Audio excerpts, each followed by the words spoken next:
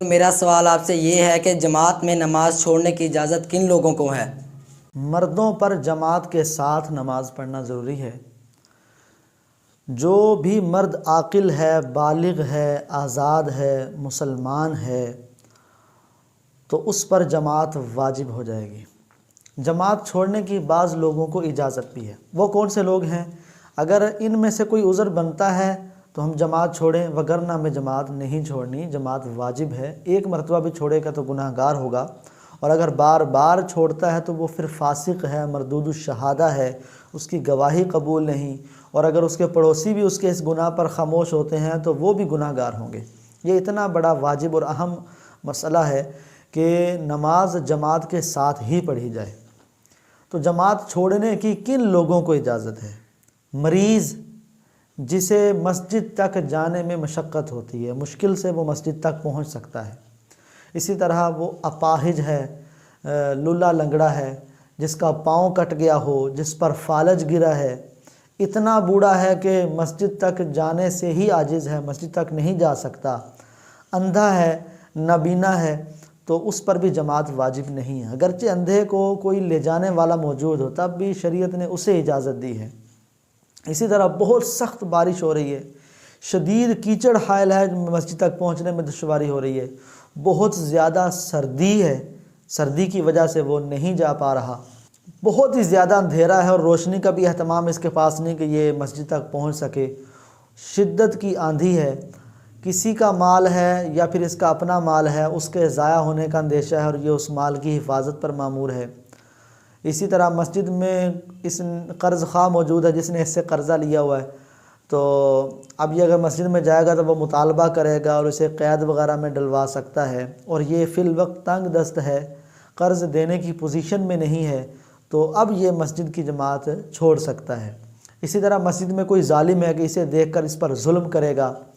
اسی طرح اس کو پاخانے یا پیشاب کی شدت ہے، تو اگر پیشاب یا پاخانے کی شدت ہو تو اس حالت میں نماز پڑھنا مکروہ تحریمی ہوتا ہے، گناہ گار ہوگا۔ لہٰذا اگر پاخانہ یا پیشاب کی شدت ہے، اسے تبھی حاجت محسوس ہو رہی ہے، تو یہ اپنی پہلے وہ حاجت پوری کرے گا، اس کے بعد پرسکون ہو کر اب جماعت میں شامل ہوگا۔ اب اس دوران اگرچہ جماعت اس کی چلی جائے تو اس سے گناہ گار نہیں ہوگا، لیکن اس حالت میں کہ یہ نماز پڑھ رہا ہے، اس کا دھیان پیشاب کی طرف ہے، یہ نماز پڑھ رہا ہے، اس کا دھیان پاخانے کی طرف لگا ہوا ہے، تو یہ جائز نہیں ہے۔ اس حالت میں اس کو جماعت چھوڑنی ہوگی، جماعت چھوڑنے کی اجازت موجود ہے۔ اسی طرح اس کے پیٹ میں گیس ہے، بہت زیادہ گیس ہے، تو اب یہ اپنی پہلے اس گیس کو خارج کرے گا، پھر اس کے بعد وضو وغیرہ کر کے نماز کے لیے حاضر ہوگا۔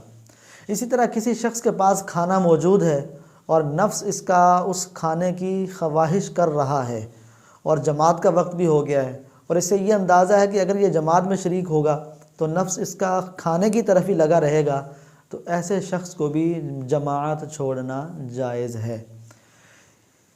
اگر کوئی شخص قافلے وغیرہ کے ساتھ ہے اور قافلے کے ساتھ ہی جانا اس کا ضروری ہے اور قافلہ چلا جائے گا، اگر یہ جماعت کے ساتھ نماز پڑھتا ہے تو اس کو بھی جماعت چھوڑنے کی اجازت ہے۔ یہ خود مریض نہیں ہے بلکہ یہ کسی مریض کا تیمہ دار ہے، اور وہ مریض ایسا ہے کہ ہر وقت اس کے سرہانے بیٹھنا ضروری ہے، اس کی تیمہ داری ضروری ہے، اس وجہ سے یہ جماعت میں کے لیے مسجد میں نہیں جاتا بلکہ وہیں اس مریض کے پاس ہی نماز پڑھتا ہے تاکہ اس کو وحشت محسوس نہ ہو جائے، جیسے وہ اٹھے اس کو اس کی ضرورت پوری کر دی جائے۔ اگر ایسا مریض ہے اور اس مریض کی تیمہ داری پر یہ مأمور ہے تو اس کو بھی جماعت چھوڑنے کی اجازت ہے۔ یہ کچھ آزار ہیں جماعت چھوڑنے کے، ان کے علاوہ ہمیں نماز کی جماعت ترک نہیں کرنی چاہیے، جماعت کے ساتھ نماز پڑھنی چاہیے۔ کہ جماعت کے ساتھ نماز پڑھنے پر ایک نماز کا نہیں بلکہ ایک روایت کے مطابق 25 نمازوں کا ثواب اور دوسری روایت کے مطابق 27 نمازوں کا ثواب ملے گا۔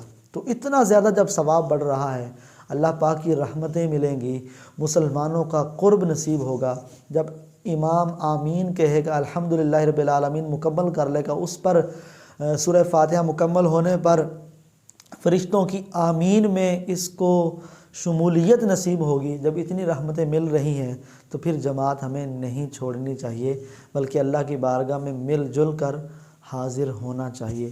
اللہ تعالی ہم سب کو عمل صالح کی توفیق عطا فرمائے۔